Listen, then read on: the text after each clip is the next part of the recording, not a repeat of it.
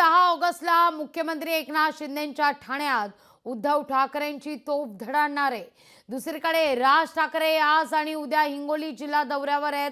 विधानसभा निवडणुकीच्या पार्श्वभूमीवर उद्या कार्यकर्त्यांची बैठक सुद्धा घेणार आहेत।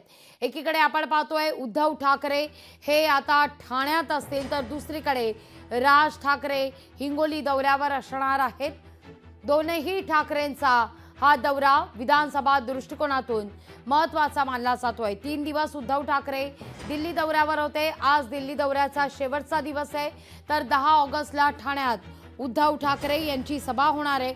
मुख्यमंत्र्यांचं ठाणं आणि विधानसभा निवडणुकांच्या दृष्टीनं आता ठाण्यातून उद्धव ठाकरे काय बोलतात याकडे सगळ्यांचंच लक्ष असेल।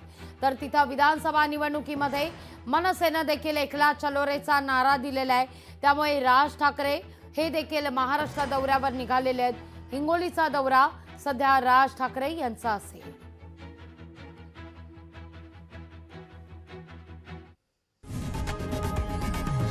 लोकशाही मराठी ऐका, पहा, जागरूक रहा।